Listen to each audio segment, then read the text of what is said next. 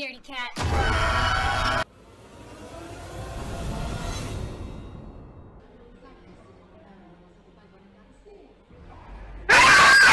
Mon grand-père me racontait souvent les histoires de son propre grand-père. On s'asseyait au bord d'une falaise, voyant l'horizon, le terrain, les eaux bouger au gré de notre mouvement. Il racontait que fut un temps nous vivions dans une forêt immense avec des arbres magnifiques, sous des huttes en paille. Parfois, il voyait des sortes de grands oiseaux transportant des gens à l'intérieur. Comme il disait, il y avait des colibris géants qui faisaient un bruit assourdissant, où il y avait plus d'une dizaine de personnes qui étaient assis dedans et sur les bords, nous regardant quand ils passaient très haut dans le ciel, ou même juste au niveau de la cime des arbres. Même, il nous a raconté qu'il y avait des petits yeux, avec un petit bruit très léger, qui volaient au-dessus des camps pour nous espionner. Des dieux, il disait, des dieux qui vivaient sur terre et qui étaient curieux de notre nature. Mais tout ça, oui, tout ça, c'était il y a bien longtemps. Il y a presque 600 ans maintenant.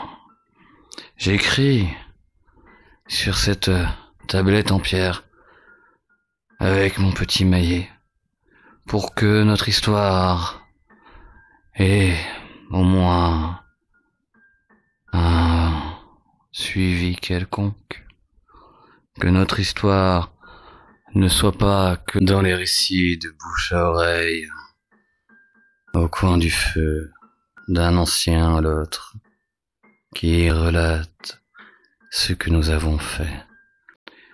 Nous vivons actuellement dans la même montagne où nous avons fui à l'époque.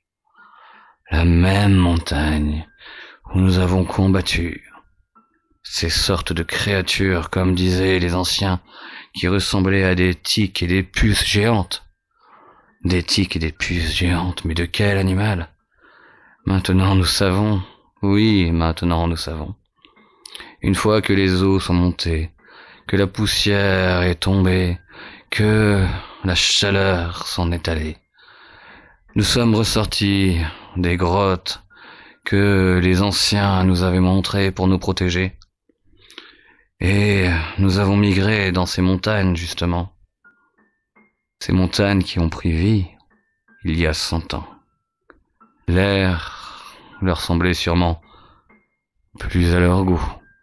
Ce n'étaient pas des montagnes, c'étaient des créatures géantes, gargantuesques, des monstres. Et nous n'avons que pour seule solution de vivre dessus. Il n'y a rien autour. Les seules sources d'alimentation sont sur ces montagnes. Dans peu de temps, nous allons devoir trouver un nouvel habitat, une nouvelle créature, car celle-ci est mourante suite au combat. Le monstre sur lequel nous sommes a affronté un autre de ses congénères et a reçu des dégâts, je pense, incurables. Nous le voyons à toutes ces puces et ces tiques qui essayent de s'enfuir de lui pour aller sur le monstre à côté. Car ils s'agitent, se battent ou bougent de 200, 300 mètres, puis après dorment pendant 1 an, ou peut-être moins parfois. Assez de temps pour que nous, simples humains, nous puissions subsister au gré de leurs parasites. D'ailleurs, quand on y pense, nous sommes encore des parasites, même aujourd'hui.